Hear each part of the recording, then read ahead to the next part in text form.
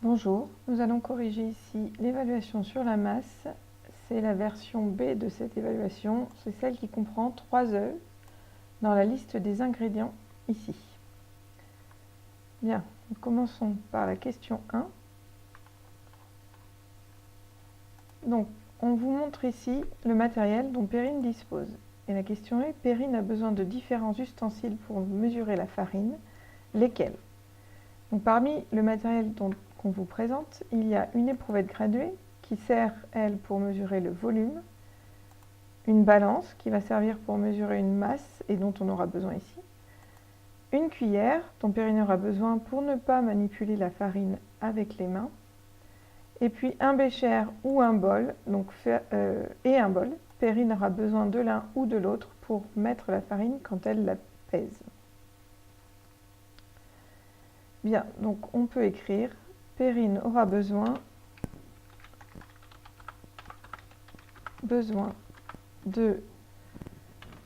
d'une balance, d'une cuillère et d'un bécher ou d'un bol pour mesurer la masse de farine. Et c'était tout ce qu'on vous demandait pour la première question. Deuxième question. Perrine pose un récipient sur la balance et la balance affiche la masse du récipient. Elle voudrait pouvoir mesurer uniquement la masse de farine. Explique quelle touche de la balance elle doit utiliser. Ici, on se réfère au protocole sur la masse pour mesurer une masse que l'on a écrit ensemble. Donc, Perrine voudrait appuyer sur une touche qui lui permette de remettre la balance à zéro une fois qu'elle a mis le récipient sur la balance.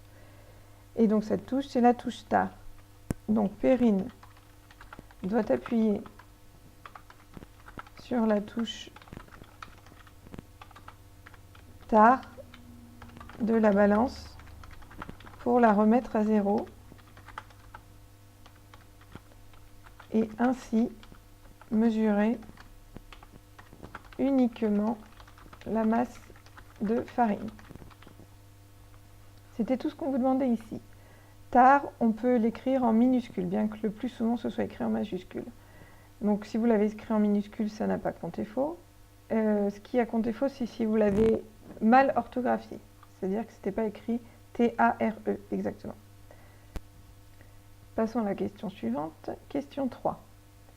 Perrine doit mesurer 2500 décigrammes de farine et 0,1 kg de sucre. Quelle est la masse de farine en grammes que doit mesurer Perrine?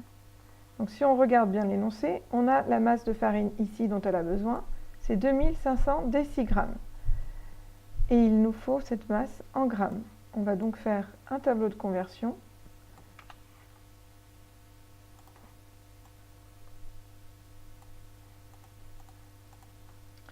Le tableau de conversion pour la masse a 7 colonnes. La colonne la plus à gauche est la colonne des kilogrammes. Ensuite, on a les hectogrammes. Ensuite, on a les décagrammes. Ensuite, les grammes.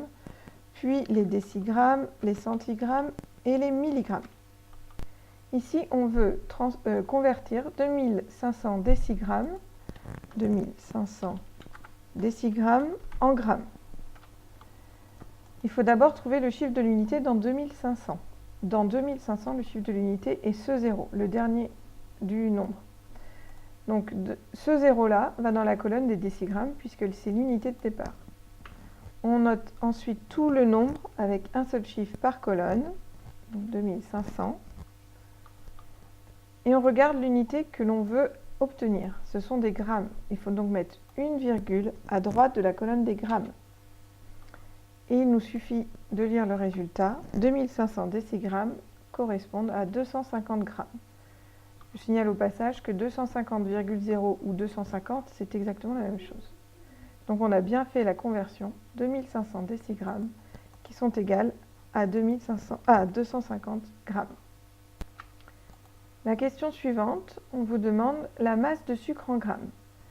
Là encore, si on regarde l'énoncé, on a 0,1 kg de sucre. Il faut donc convertir 0,1 kg en grammes. Là encore, on fait un tableau de conversion, donc on va refaire le même. On va juste enlever ligne ici. Donc, on demande de convertir, enfin, il faut convertir 0,1 kg en grammes. Ici, on cherche le chiffre de l'unité dans 0,1. Le chiffre de l'unité dans 0,1 est le 0. L'unité de départ, c'est les kilogrammes. Il faut mettre le 0 dans la colonne des kilogrammes. On termine d'écrire le nombre. Et on regarde l'unité que l'on veut obtenir. Ce sont des grammes. La colonne des grammes est ici. Il faut donc rajouter des zéros pour aller jusque dans la colonne des grammes. Enfin, on met une virgule à droite de la colonne de l'unité que l'on veut obtenir, donc ici. Et on lit le résultat. 100 grammes. 0,1 kg, c'est égal à 100 grammes. Ici, la virgule ne sert à rien puisqu'il n'y a pas d'autre chiffre après cette virgule. Question suivante. On vous demande si Perrine, qui a 280 g de farine chez elle, si elle en aura assez pour sa recette. Il fallait justifier la réponse. Donc là, il faut revenir au résultat de la question A. On a vu qu'il lui fallait 2500 décigrammes de farine, ce qui équivaut à 250 g de farine. On peut comparer des grammes et pas des décigrammes avec des grammes. Donc, on peut écrire ici, Perrine a besoin de 250 g de farine pour sa recette. Or, 250 est plus petit que 280. On va mettre des grammes. Donc, elle aura assez de farine chez elle pour sa recette. Passons à la question suivante. Donc la question suivante, la question 4. On vous demande de faire le schéma lorsque Perrine mesure la masse de sucre souhaitée. Et il fallait faire dans la case qui était dessinée en dessous. La grille tout en bas était pour vous aider à vérifier que vous aviez bien suivi tous les critères pour les schémas scientifiques. Donc j'ai fait un schéma ici. Le vôtre était certainement différent, ce qui ne veut pas dire que c'est faux. Ça, c'était un exemple de schéma. Là, le schéma n'est pas du tout complet. Il faut qu'on rajoute un titre. Donc le titre doit être en dessous du schéma. Donc par exemple, la pesée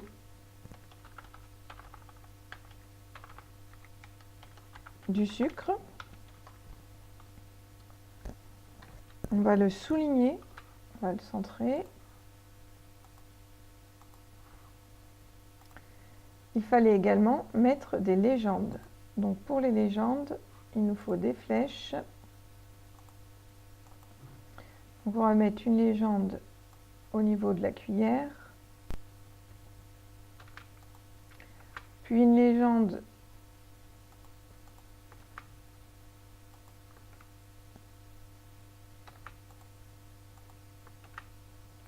au niveau du pot de sucre.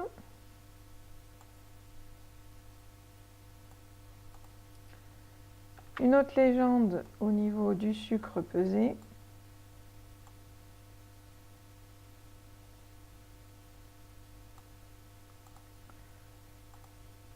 Une autre au niveau du récipient.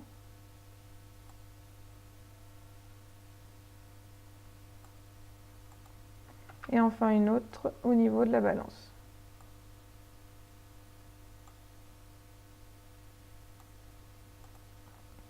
Maintenant, on indique à quoi correspondent chaque légende, chaque flèche.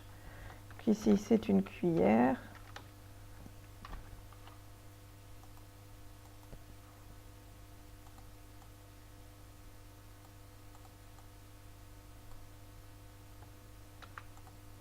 Ensuite, on a le pot de sucre.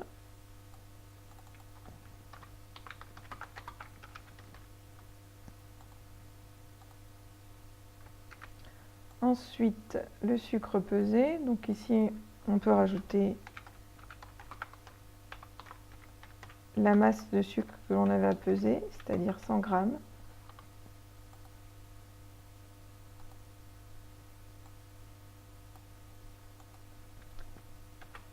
On a ensuite le récipient qui nous a servi à faire la pesée.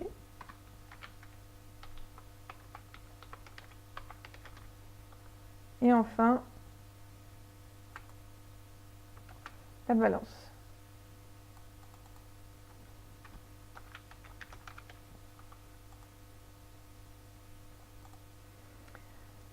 Là, le schéma est complet. On peut vérifier si nous avons bien suivi tous les critères pour faire un bon schéma.